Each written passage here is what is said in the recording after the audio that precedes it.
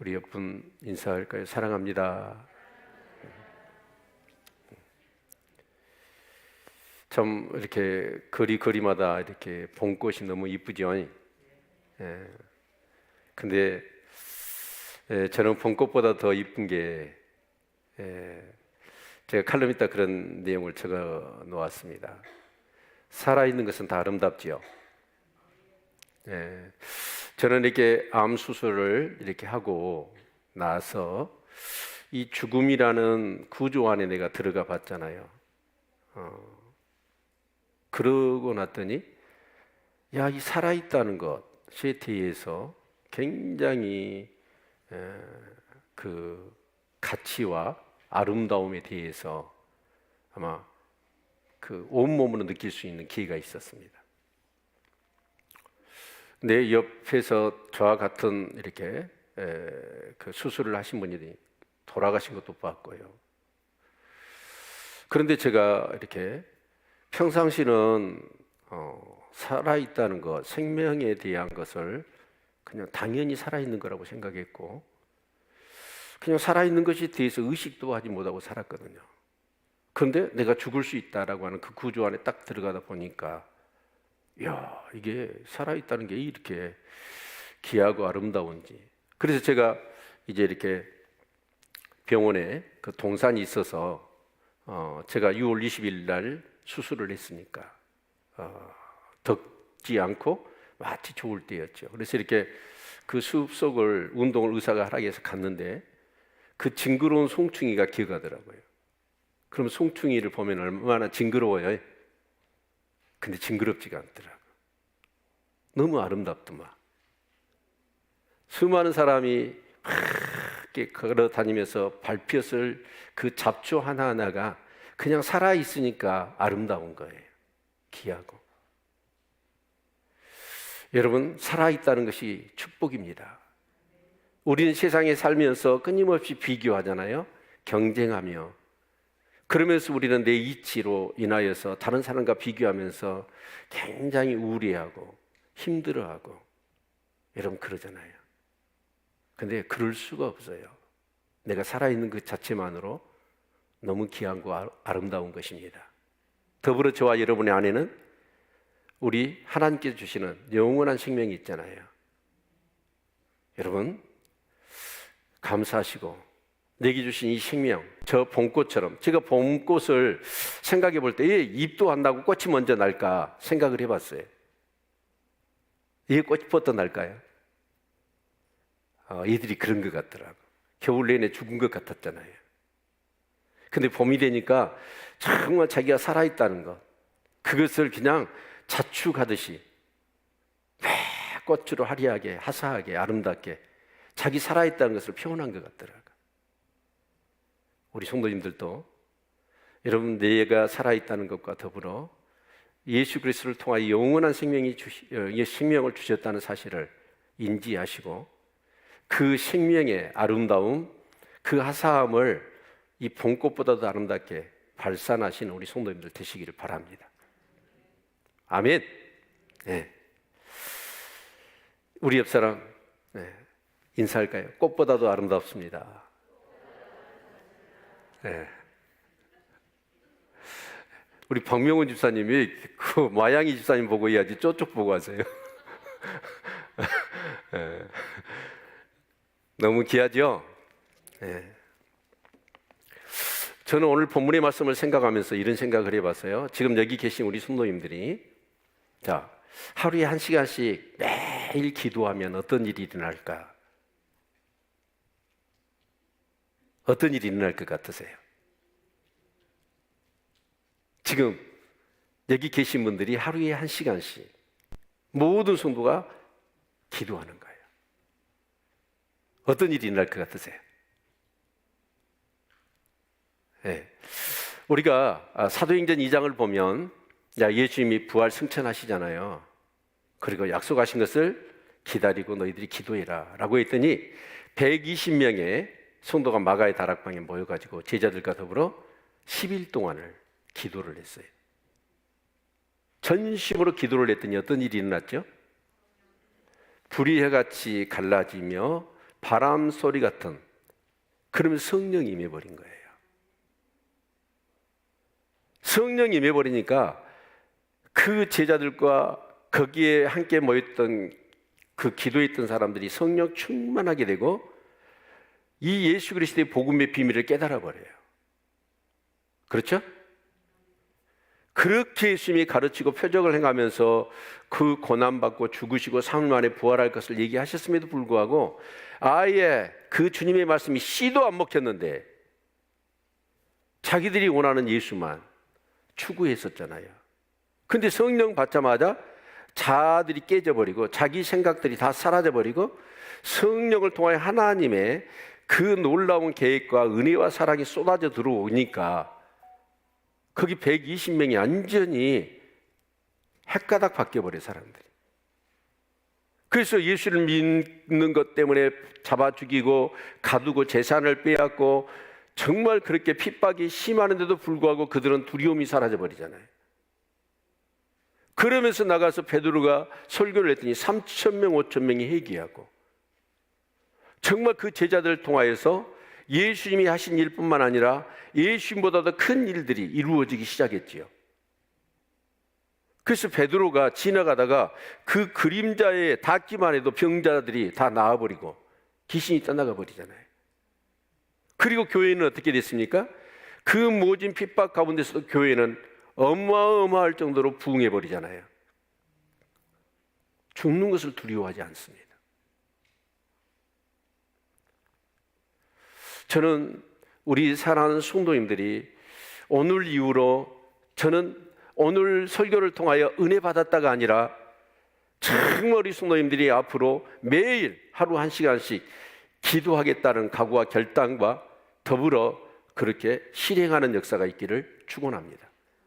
그렇다면 우리 성도님들은 어쩌냐? 그 마가의 다락방의 그 사건처럼 성도 한 사람 한 사람이 완전히 복음의 비밀을 깨우쳐 알 뿐만 아니라 자신에게 믿음을 주시고 자신을 부르신 것에 대한 하나님의 놀라운 계획과 큰 뜻을 깨닫게 되어지고 거기에 쓰임받기 위하여 성령의 그런 충만한 능력을 덧입어서 살아가면 여러분 믿음으로 역사가 일어날 것입니다. 문제들이 해결되어질 것입니다. 내 문제뿐만 아니라 다른 사람의 문제도 해결되어지며 정말 교회는 부흥하게 될 것입니다. 교회가 부흥하면 사람들이 와서 우리 교회에 어떻게 부흥했느냐라고 물었을 때 우리 성도들이 정말 말씀의 은혜를 받고 하루 1시간씩 매일 기도했더니 성령님이 이렇게 역사하시더라 간증하고 그래서 지역교회들도 같이 기도에 그런 어떤 대열에 동참하고 교회를 살리고 세상을 변화시키는 그런 놀라운 일이 일어나지 않을까요? 그렇다면 우리 성도님들이 뭘 해야 될까요? 하루 1시간씩 기도하는 거예요. 그런데 만약에 기도를 안 하면 어떻게 될까요? 예, 기도를 안 하면 내가 믿는다고는 하지만 정말 예수를 믿는 것이 기쁨이고 즐거움이고 능력이 되는 게 아니라 짐이 돼버려요. 마지못해서 어쩔 수 없이 체면 때문에 신앙생활을 할 뿐이지 뭔가 성령의 능력에 사로잡혀 정말 나를 통해서 놀라운 일을 행하실 주님에 대한 그런 어떤 기대와 소망 가운데서 신앙생활을 못합니다. 오늘 본문은 저는 그렇게 봤어요. 자, 그런데 우리가 이제 이 신앙생활은 그렇잖아요. 생활이라는 말이 무슨 뜻이죠? 삶이라는 뜻입니다. 그러니까 여러분 우리가 예배를 드리는 것도 그렇고 기도를 하는 것도 그렇고 저기 5가지 자 매일 성경을 묵상하는 것도 뭐가 돼야 될까요? 생활이 돼야 돼요. 삶이 되어야 된단 말이에요. 프로그램이 되어 있으면 어떻게 될까요? 힘들어요. 그때뿐이야. 그래서 간혹 그런 적이 있잖아요. 우리가 특세를 해요. 그럼 특세를 하다 보면 자 뭐 어쩔 때는 2주 하고 3주 하기도 하고 1주 하기도 하잖아요. 그런데 처음에는 자 첫날은 제법 많이 나와요. 근데 3일이 고비더만. 참 누가 만들어놨는가 작심삼일이란 말이 그 통계를 통해서 만들어 놓은 말 같아요. 3일 되면 수가 급격하게 줄어듭니다. 그러니까 처음에는 진짜 한번 해봐야지 해놓고 3일 넘어가면 힘들어요. 그래서 이제 만나가지고 아니 일주일 아니면 2주 특별 새벽 기도인데 3일 한 3일로 끝내냐고 그렇게 얘기를 하면 목사님 너무 힘들어요 그러는 거예요. 왜요? 평소에 안 한 것을 모처럼 하니까 힘들지.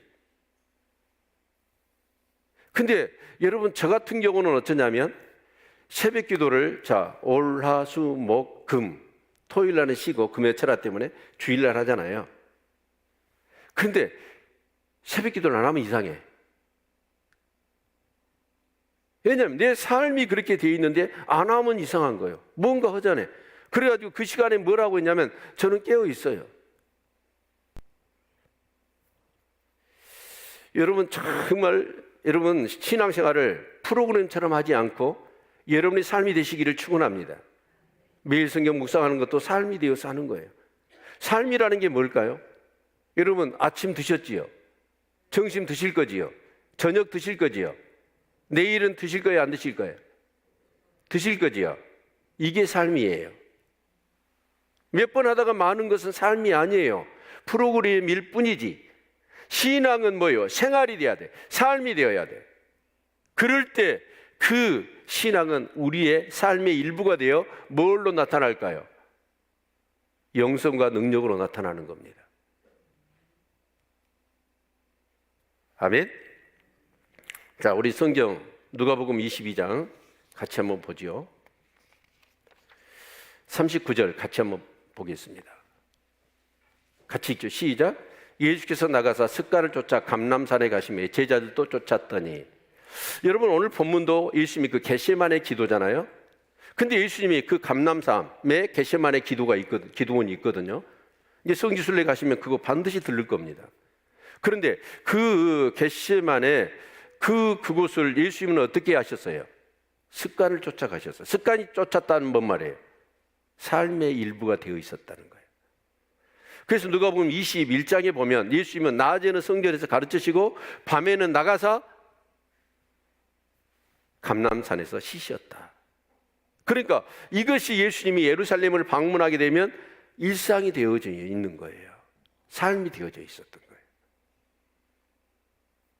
우리 사랑하는 성도님들도 하루 1시간 기도하는 것, 매일 성경을 묵상하는 것, 주일을 성수하여 예배를 드리는 것, 이것은 프로그램이 아니라 삶이 되시기를 축원합니다. 삶이. 그럴 때 그것이 뭐냐면 어거지로 기도해야지. 평생 기도할 건데 오늘 또 기도해야 되나? 라고 하면서 새벽에 막 도살장에 끌려가는 그 소처럼 여러분 새벽 기도를 나오면 그 기도가 하나님 기뻐하시고 그 하나님을 만날 수 있으며 은혜를 받을 수 있을까요? 안 되는 거죠.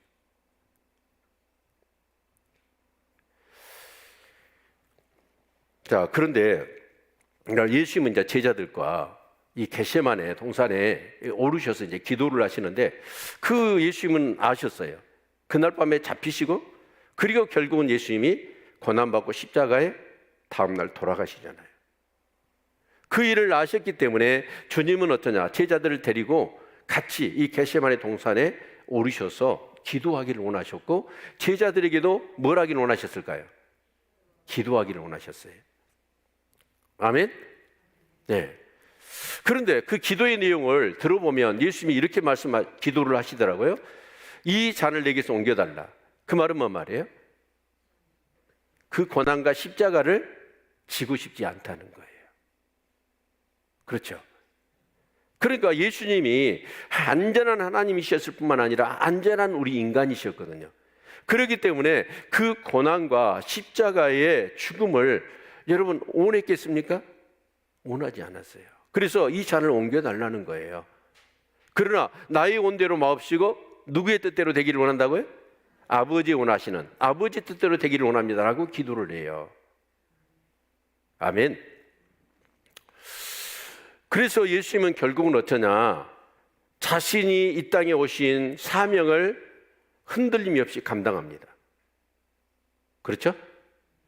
자, 그런데 이 제자들은 기도를 하라겠더니 이게 삶의 일부가 안 돼 있기 때문에 예수님에 있어 어거지로 끌려와서, 그래서 그러더라도 특별한 앞으로 그 고난이 있을 거니까, 또 제자들에게도 시험이 있잖아요. 그러니까 그 시험에 들지 않도록 깨어 기도하라 라고 하는데도 불구하고 그들은 어때요? 기도를 못해요. 졸아요. 그런데 그 제자들은 어떻게 됩니까? 그 기도를 하지 못한 결과가 어떻게 되어지냐면, 어제 말씀에 보니까 예수님이 그 유월절에 마지막 만찬을 제자들과 하시잖아요. 하시면서 가룟 유다한테는 뭐라고 얘기합니까? 너희 중에 한 사람이 나를 팔 거다. 제자들한테는 너희들이 나를 다 버릴 거다. 베드로한테는 네가 나를 닭이 오늘 울기 전에 3번 나를 저주하고 맹시하며 부인할 거다. 정확하게 일러주잖아요. 그렇죠? 여러분, 제자들이요, 그 유월절 만찬을 할 때 주님이 그 떡과 잔을 주시면서 이것은 내 몸이라, 이것은 너희를 위하여 제사함을 받게 하는 피, 곧 언약의 피니라 라고 하면서 유월절에 어린 양이 되셔서 자신이 죽으실 것을 말씀하시면서 그 성찬을 할 때 제자들이 뭘 떠올릴 수 있어야 될까요? 유월절의 어린 양과 이 예수를 매칭할 수 있어야 돼요. 그러면 그 유월절 만찬의 자리는 어떤 분위기로 바뀌었을까요? 판다고 그러니까 그 팔 사람이 납니까? 혹시 접니까? 저를 의심하는 겁니까? 너희를 나는 버릴 것이다. 3번 부인할 거다. 이런 분위기는 있을 수 없지요. 제자들이 그 유월절의 어린 양이신, 어린 양으로 오신 분이 바로 예수 그리스도, 그래서 그분이 십자가에 고난받고 죽으시는 것이 자신들의 죄와 죄로 인한 모든 저주와 그 사망까지 깨뜨리시고 그들을 구원하시는 메시아라는 사실을 그들이 알았다면 그 자리는 어떤 자리가 되어야 될까요? 통곡하며 눈물을 흘리며 주님 용서해 주세요, 저희 죄 때문에 주님이 죽으신다니, 그러면서 정말 눈물을 쏟아내며 회개하며 그래야 될 분위기예요.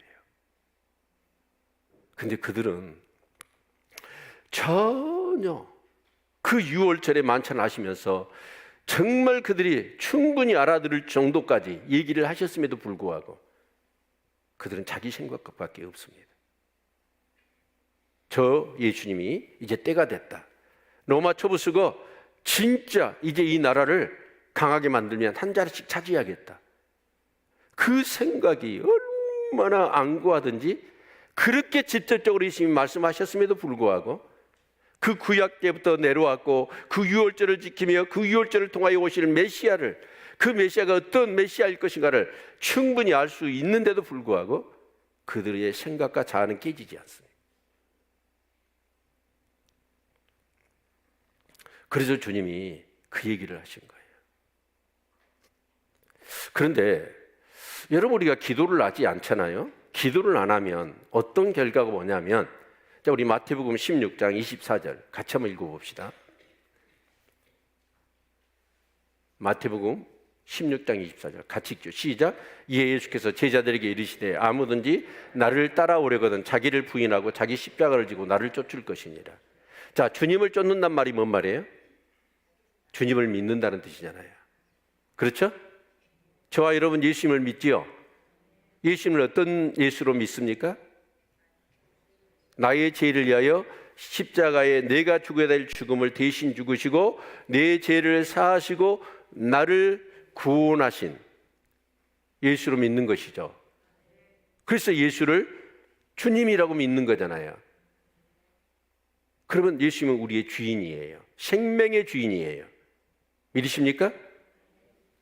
자, 여러분, 그렇게 주님을 믿고 따르기 위해서는 반드시 2가지가 선행돼야 돼요. 첫 번째는 뭐예요? 자기를 부인할 수 있어야 돼요. 2번째는 자기 십자가를 져야 돼요. 이게 안 되면 주님을 쫓을 수 없다고 말씀하시잖아요.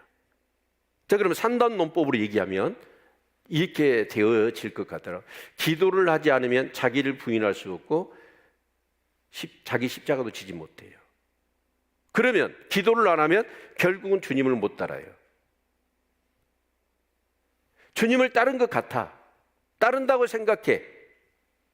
그런데 주님을 온전히 따르지 못해요. 그래서 그 사람은 언젠가는 제자들이 믿는 건 뭐죠? 예수님을 믿는 게 아니에요. 예수님을 통해서 한 자리씩 얻으려고 하는 그 예수를 믿는 거지. 그래서 우리도 예수를 믿지만 진짜 예수를 믿는 게 아니라 내가 원하는 예수를 믿고 따르다 보니까 그 욕구가 채워지지 않을 때는 어떻게 해요? 언제든 예수님을 팔아버리고 예수님을 버릴 수 있습니다. 그래서 여러분, 기도는 제 경험상 그래요. 나를 부인하는 거예요. 내 생각과 내 뜻과 내 욕심을 다 내려놓는 거예요. 그게 기도더라고.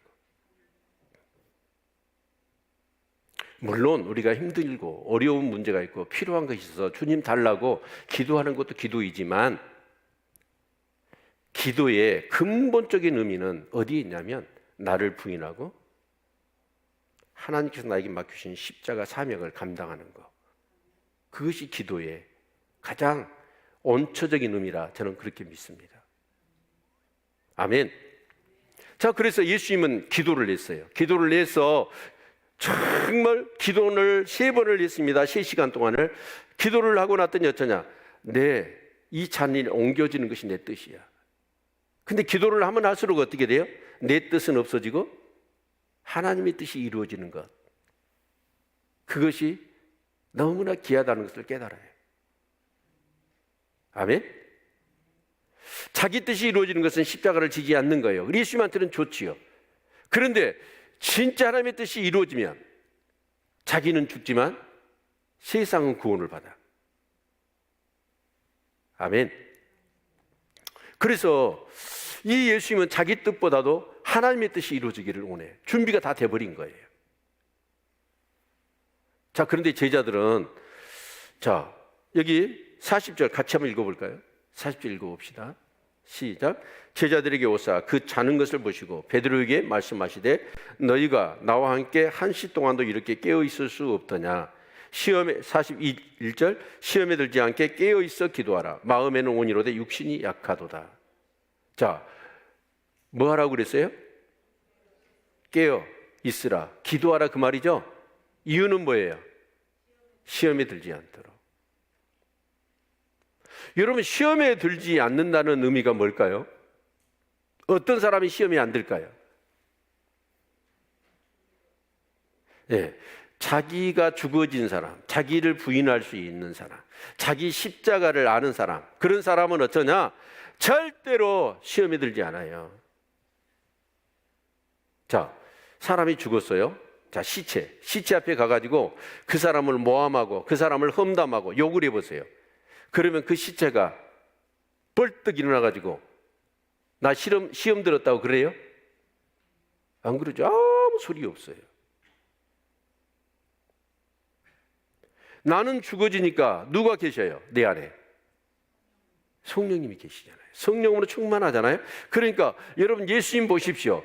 참 제자들이 너희 중에 한 사람이 나를 팔 거고 다 버릴 거고 수제자라고 하는 베드로는 나를 저주하고 맹세까지 하며 부인할 거다.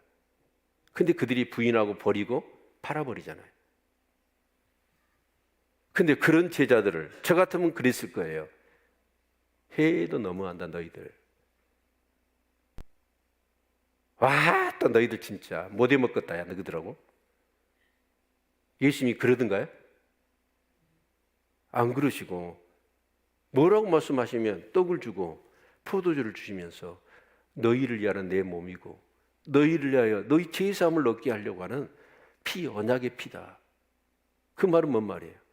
내가 십자가에 죽어 너희들의 죄를 다 사하고 너희들을 용서하고 너희들을 사랑하겠다.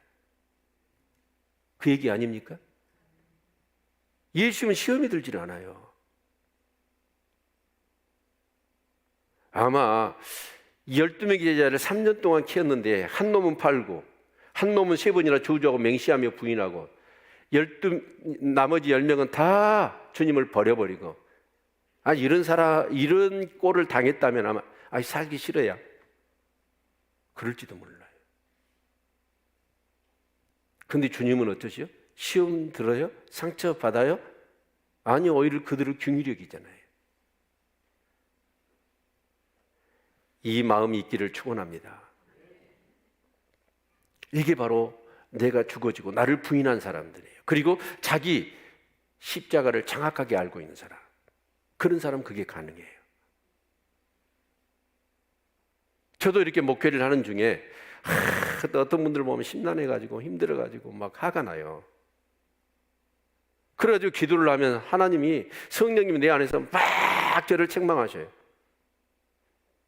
네 꼴을 봐라. 네가 누구를 정죄하고 누구를 판단해? 긍휼히 여겨야지. 그들을 사랑하고 눈물을 흘려 기도해야지. 네가 뭔데 정죄하고 판단하냐고 막 책망하시더라고요.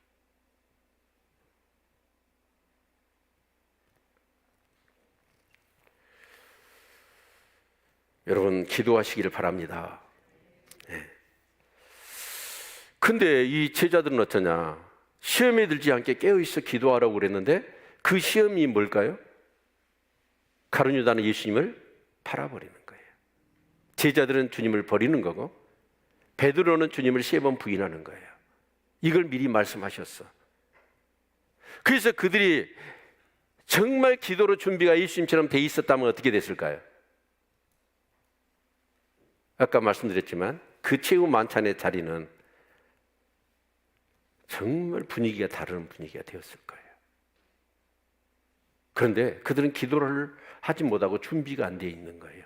준비가 안 돼 있어서 어떤 결과가 되어지냐면 주님이 미리 말씀하신 대로 주님 팔아버렸죠. 주님 버려버렸죠. 주님을 부인해버렸어요.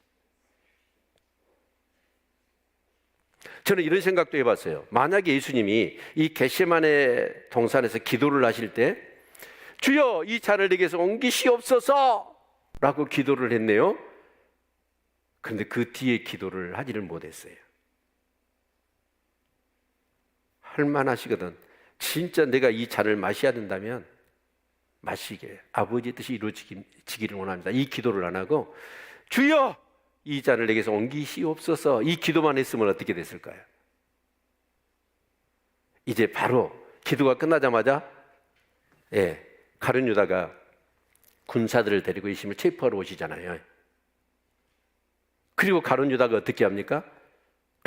아무를 짜가지고 그 병사들한테 그 캄캄한 겟세마네 동산에서, 여러분 예수님이 누군지 모르니까 야 내가 가서 그 뺨에다가 입맞춤을 하는 그가 예수야. 그럼 체포하면 돼. 그 군호를 다 짜놨잖아요. 근데 가룟 유다가 그렇게 딱 왔다. 그러면 예수님이, 제가 이랬을 것 같아요. 기사대기를 한 대 확 치면서 이 못된 놈 스승을 팔아? 그랬을 것 같고요. 그 군사들한테는 베드로가 칼을 들고 있었잖아요. 그 칼을 가지고 이놈들아 내가 누군지 알아? 내가 메시아야. 그런데 나를 체포로 온다고?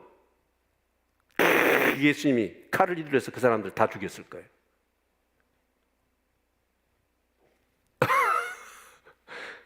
그랬을까 안 그랬을 것 같으세요? 아니 우리 안에 많이 일어나잖아요.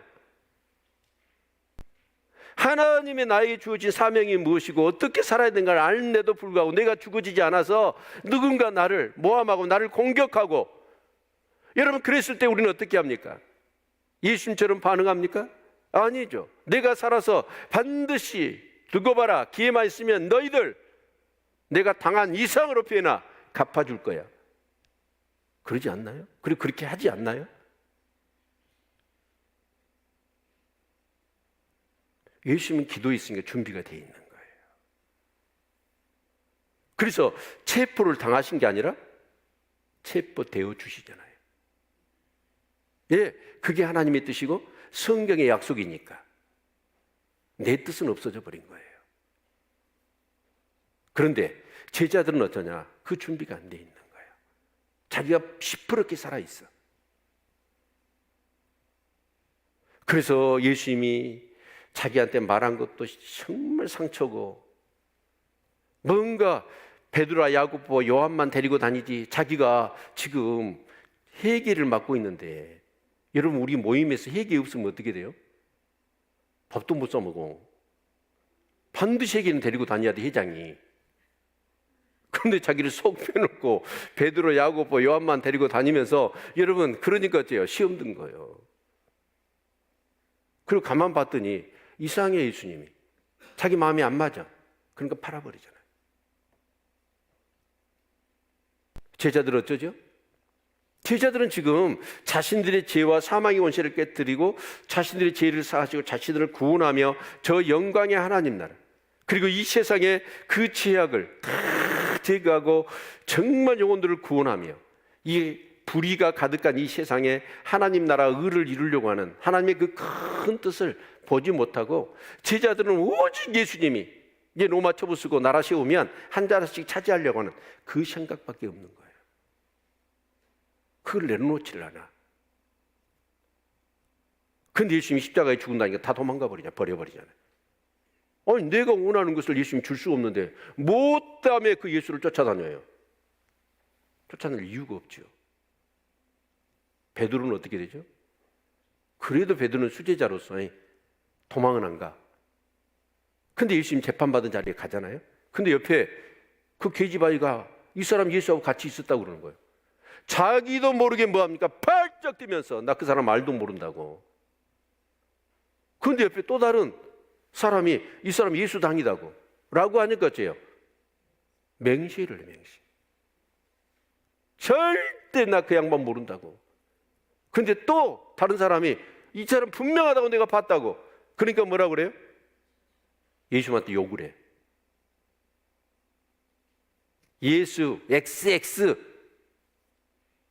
난 몰라. 자기가 살아있는 거잖아요. 우리가 지금 예수를 믿고 신앙생활 하는데도 불구하고 이 기도가 안 되어져 있잖아요. 이 기도가 안 돼 있는 사람은 어쩌냐? 전부 다 가룟 유다 제자들 베드로와 똑같아요.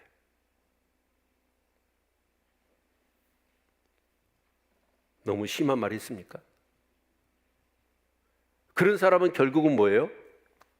자기를 부인할 수 없고 자기 주어진 십자가가 뭔지도 모르니까 이 사람들은 어쩌냐? 결국은 주님을 버려버려요. 믿음 생활 끝까지 못한다고.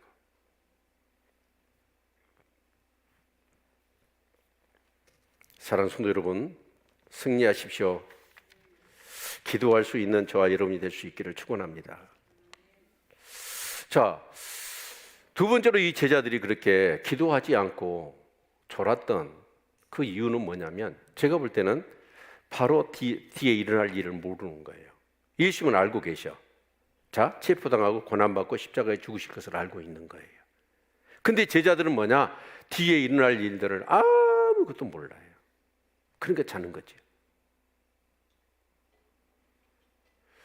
여러분, 교회를 보면 어떤 분들은요, 새벽마다 나와서 기도하는 분이 있습니다.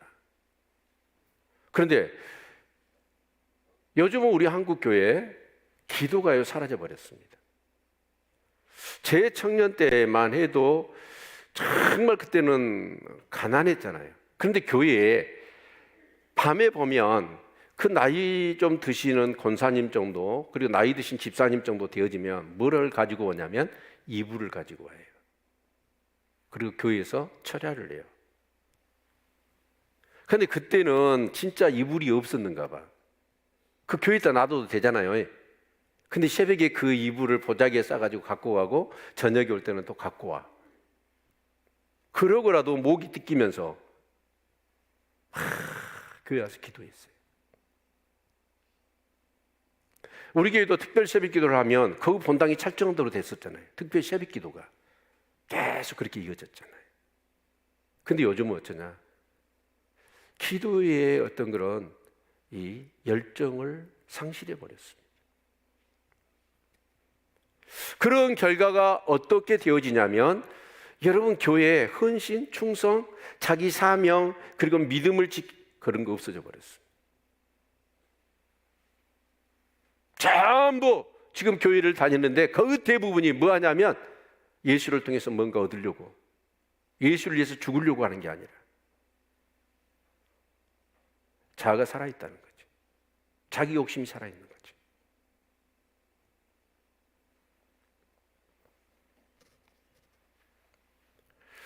특별히 오늘 시대는 그렇습니다. 생활하는데 살아가는데 큰 애로사항은 없지요. 옛날에는 너무 가난했잖아요. 아이들 가르쳐야 되니까 너무 힘들었잖아요. 그래서 내 힘으로는 안 돼. 도저히 안 돼. 하나님의 도우심이 절실했어. 그게 가난한 마음이잖아요. 그래서 하나님 앞에 막 부르짖어 기도했어요. 산에 가면 산속에서 막 밤을 새워서 기도하는 사람들 참 많았습니다. 근데 요즘은 어쩌냐? 사는 애로사항이 없어요. 별로. 풍성해요. 풍족해요. 단지 다른 사람과 비교해서 저 사람보다는 내가 좀 덜 가지고 있다는 것, 그것이 힘들 뿐이지. 그래서 우리는 어쩌냐면 별로 기도하지 않아요. 기도할 필요도 못 느껴요. 하루 1시간 여러분 기도하자고 했을 때 여러분 어떠세요? 5분도 기도하기 어려운데 1시간을 어떻게 매일 꼬박꼬박 기도합니까? 우리 그렇잖아요. 처음 기도할 때 내 딴에는 막 이제 은혜를 사모해서 은혜 받아가지고 은혜를 사모한다고 막 기도해요. 막 주여 부르짖고 기도해서 딱 시계를 봤어. 한 30분 한 것 같아. 보니까 몇 분 지났네? 3분 지났어. 3분.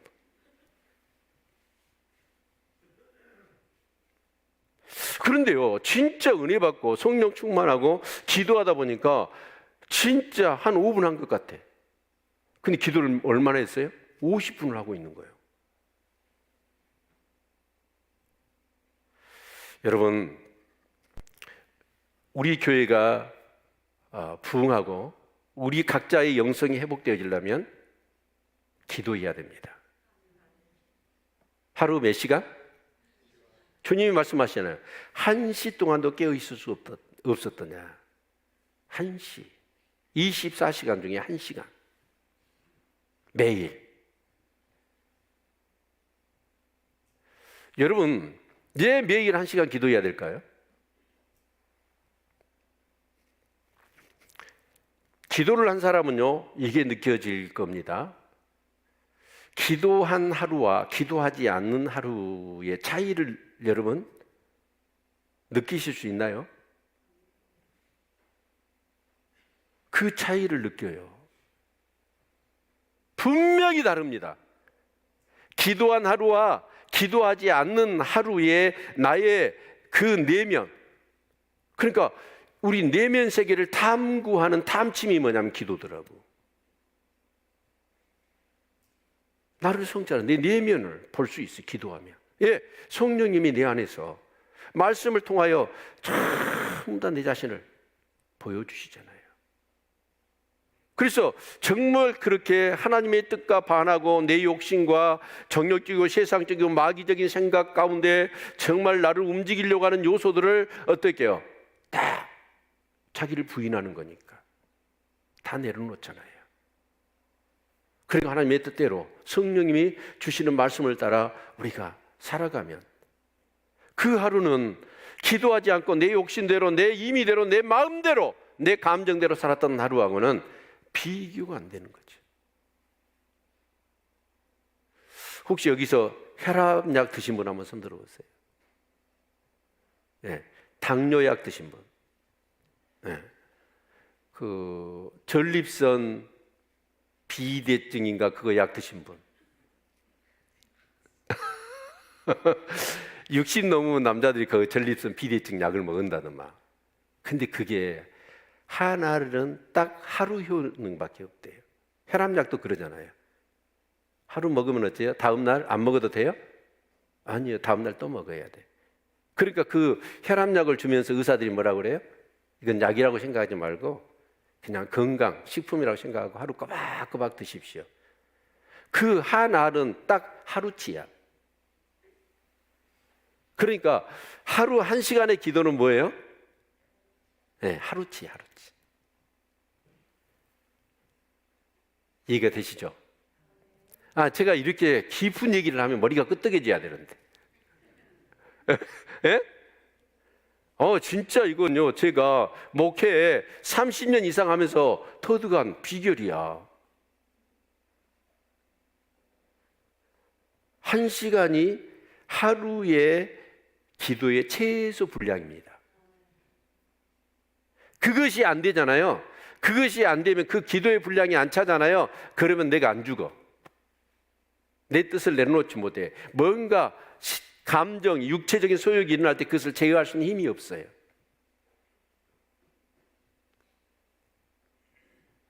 정말 그래서 이 1시간의 기도는요, 너무 소중한 겁니다. 아멘. 문제가 있어서 그 문제를 해결받고 어려움이 있으니까 그 어려움을 해결받는, 여러분 그거 이전에 이게 되어지잖아요.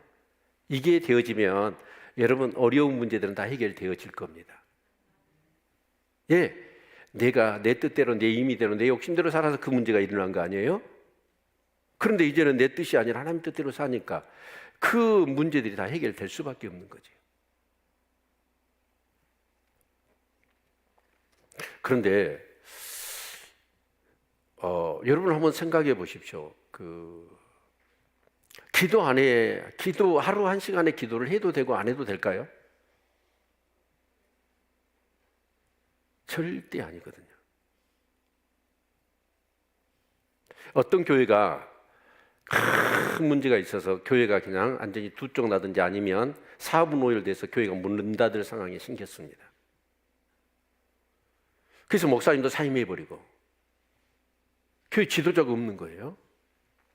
대부분 그런 교회는 어떻게 하냐면 회의를 해요. 재직이 합시다, 공동이 합시다. 회의하면서 뭐예요?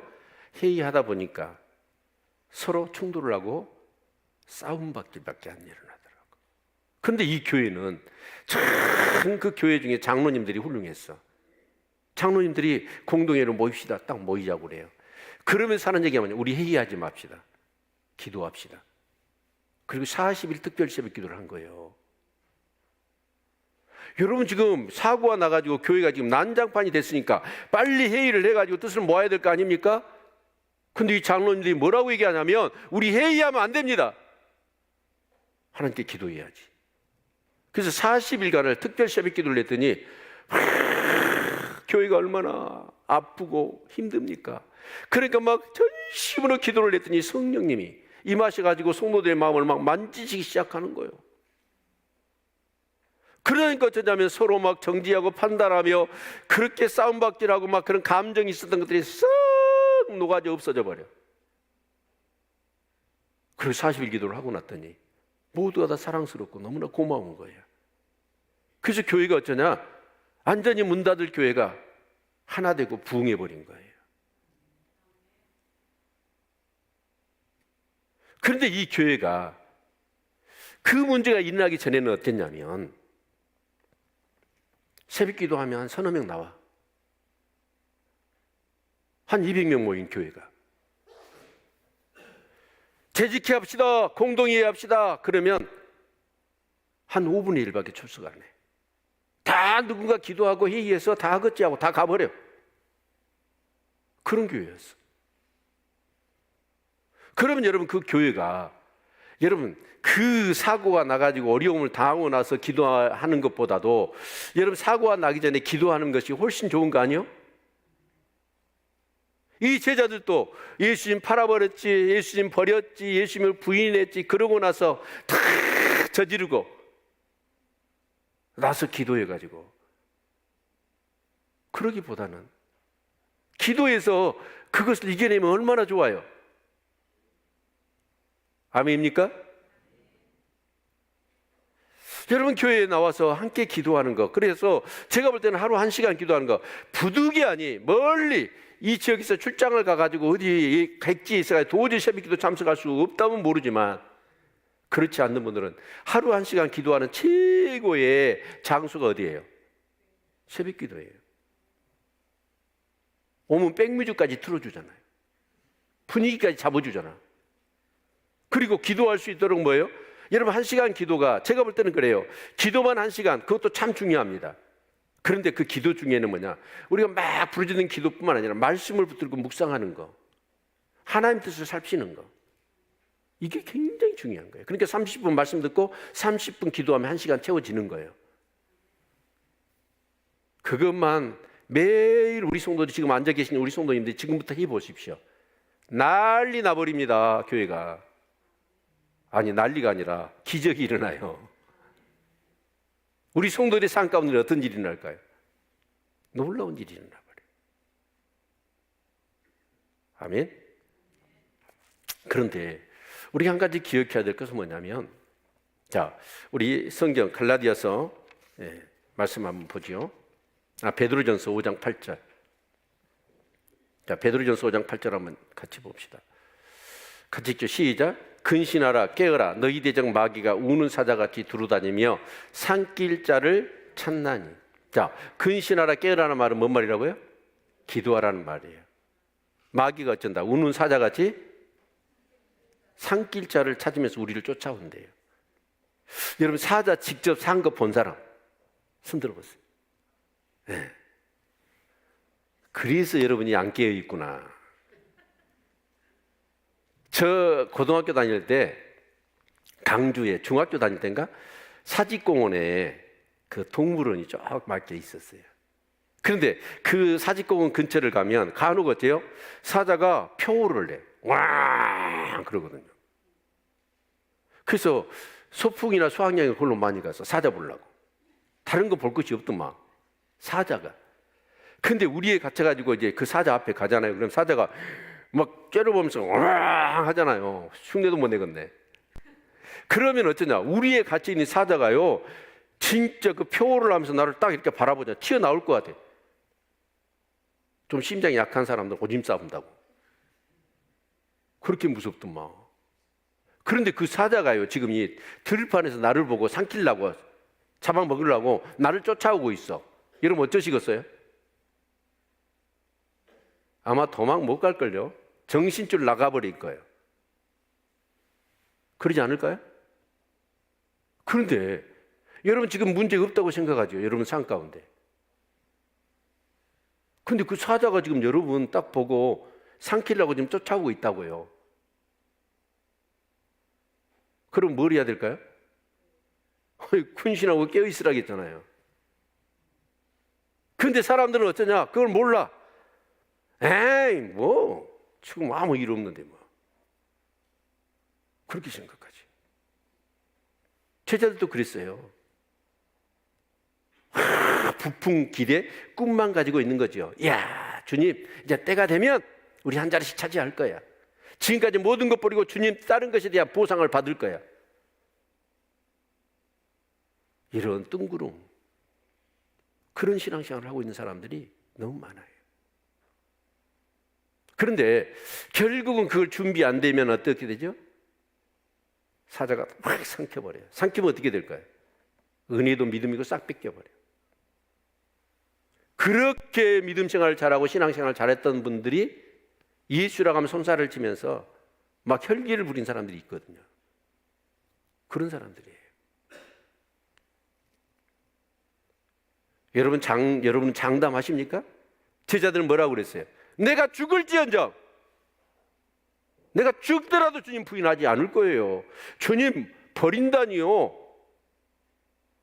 호언장담했잖아요. 미리 주님이 예고까지 하셨는데도 호언장담했잖아요.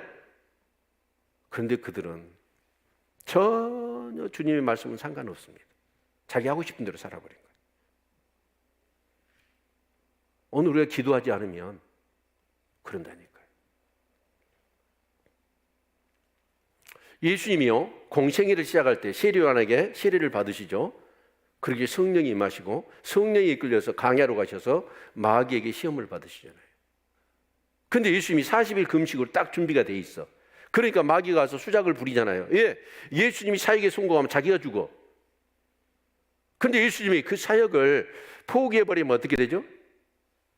자기 세상이에요. 그래서 예수님을 시험에 빠뜨리려고 40일 금식한 예수님한테 가서 첫 시험이 뭐예요? 저 돌들을 명하여 떡덩이가 되게 하라는 거예요. 얼마나 40일 금식이면 배가 고파요? 제가 우리 성도님한테 회개하며 용서를 구할 것이 하나가 있습니다. 전에 제가 강주 홀몬 기도원에 일주일 금식 간다고 그랬죠. 세월호 난 해에. 네, 모르시구나. 그럼 말 안 할 걸. 근데 금식하러 가서 일주일. 근데 진짜 금식이 갈수록 어려워. 그래서 힘들더라고. 그래서 막 이제 금식하면 이제 생수만 먹는 거잖아요. 먹고 있는데 생수로 배를 채워도 안 되는 거야. 은혜는 둘째치고 배가 고파가지고 힘들어가지고. 그러는 순간에 옛날 터키 선교지 가가지고 들었던 말이 스물스물 떠올라. 외국 선교사님들은 금식을 생수만 먹는 게 아니라 음료수도 먹는다더라. 그 생각이 나를 사로잡는 거예요. 그래가지고 기도하려고 하면 주스 생각이 막 나는 거예요. 그걸 참아야 되잖아요. 근데 혼문 기도원에서 걸어가지고 좀 걸어가면 슈퍼마켓이 있거든. 슈퍼마켓에 갔는데 빵도 있고 막 음료수 주스들이 널려있는. 안 돼. 그리고 돌아가려다가 그 노란 오렌지 주스가 너무 먹고 싶은 거예요. 그래 그거 한 병을 샀어. 또 거기 기도원에 들어가 들키면 안 되잖아요. 그러니까 딱 검은 비닐봉지에 들고 가가지고 홀짝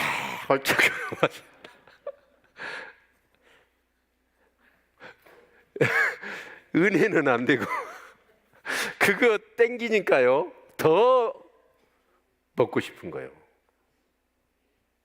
여러분 그 40일 금시간 예수님한테 여러분 능력 있으면 저 돌들을 명해서 떡덩이가 되게 하라고 할 때 다 넘어가 버립니다. 근데 주님은 40일 금식 기도를 했잖아요. 준비가 돼 있어. 그래서 가로되 사람이 떡으로만 살 것이 아니요 하나님 입으로 나오는 말씀으로 말미암아 살 것이니라. 딱 물리쳐 버리잖아요. 그러니까 사단이 두 번째 더 큰 걸 가지고 예수님께 유혹하지 않습니까? 그게 뭐였어요? 성전 꼭대기에 가서 뛰어내리라는 거예요. 그럼 네가 만약에 하나님의 아들이고 네가 하나님의 아들이라고 그랬으니까 하나님의 아들이면 네 아버지가 너를 받쳐서 안전하게 할 것 아니냐. 그런 멋있는 모습을 보이면 사람들이 너를 진짜 추앙할 거 아니냐 그러는 거예요. 여러분 예수님 뭐라고 그러시죠? 가라사대 너희 아버지를 시험하지 말라. 하나님은 시험을 하면 안 돼요. 믿어야지. 그래서 물리치잖아요. 그랬더니 사단은 포기를 안 해. 나한테 절해라. 그럼 이 세상에 모든 건 나한테 줄 테니까. 어떻게 이겨내시죠? 오직 하나님께만 경배해야 된다는 거예요. 그리고 물리치잖아요. 말씀으로. 아멘. 그러니까 기도로 준비된 사람은 사단이 오든지 사자같이 우리를 삼키려고 우리를 쫓아오더라도 그걸 이겨낼 수 있어요. 근데 기도가 안 되어 있는 사람은 어쩌냐? 사단이 갖고 놀아버려 우리를 가지고 놀아버려. 여러분 기도하시길 바랍니다. 하루 몇 시간? 1시간. 그래서 내일부터 특별 새벽 기도인데 여기 계신 모든 성도님들 한 주 동안 절대로 그렇습니다. 고난 없는 영광은 없습니다. 신앙은 지름길이 없습니다. 죽지 않는 부활은 내가 죽지 않았는데 어떻게 내가 부활해요? 말도 안 되는 얘기죠. 내가 죽어야 내 안에 예수 그리스도가 살아 역사하는 것이지. 그럴 때 우리 삶이 변화되는 거고 놀라운 능력과 하나님의 축복이 나타나는 것이죠. 우리 마지막 성경 구절 사무엘상 12장 23절 보십시다. 나는 너희를 위하여 기도하기를 쉬는 죄를 여호와 앞에 결단코 범치 아니하고 선하고 의로운 도로 너희를 가르칠 것인즉. 자, 기도하기를 쉬는 죄라고 얘기를 해요. 기도를 쉬는 것이 왜 죄가 될까요? 여러분 엄청나게 큰 죄입니다. 기도를 쉬는 것. 왜 그러냐면 믿음 생활을 기도를 안 하면 나를 부인할 수가 없다고 그랬잖아요. 자기 십자가? 아니에요. 질 수가 없어요. 그래서 주님을 쫓지 못해요. 자기 힘으로 한다는 거잖아요. 목회는요, 내 힘으로 하는 게 아니에요. 은혜로 하는 것이지. 우리 신앙생활 또한 그렇습니다. 내 의지, 내 능력 갖고 하는 건가요? 우리에게 주어진 각 여러분 장로, 권사, 모든 그런 직분들, 교사의 직분들, 목자의 직분들, 찬양단들 전부 다지요. 내 것 갖고 하는 거예요? 아니에요. 하나님의 은혜로 하는 것이지. 그래야 무리가 없이 하나님의 영광이 드러나는 거예요. 여러분, 기도에 쉬는 죄를 범치 않기를 바랍니다. 그리고 평생에 하루 한 시간의 그 기도가 여러분의 삶의 일부가 되십시오. 어거지로 기도에 나오려고 애쓰지 않고 자동이 되시기를 바랍니다. 그리고 여러분 정말 한 시간 기도한다는 것이 부담이 된다면 그분은 지금부터 금식 기도하셔야 돼. 왜 그럴까요? 그 내가 가장 존경하고 내가 사랑하는 주님, 여러분 봐보세요. 여러분 진짜 좋아하는 사람, 존경하는 사람, 사랑하는 사람, 그 사람을 하루에 한 시간씩 만나서 즐겁게 대화할 수 있는 것이 복이에요? 부담이에요?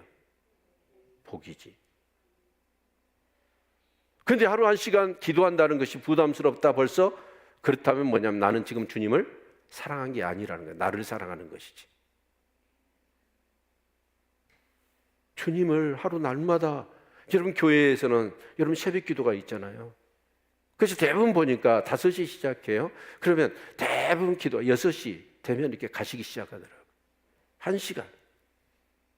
그게 여러분의 영을 살리는 거고, 어떤 하나가 시험이 오더라도 여러분을 이겨내게 하는 힘의 온천이 되는 거예요.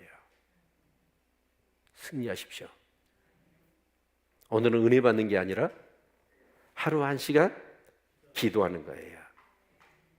그렇게 행하신다면, 아직은 멀었어요 나는. 아니에요. 다 해야 돼요. 그게 안 된 사람은 결국 주님 끝까지 못 쫓습니다. 믿음 생활 못 합니다. 기도할까요?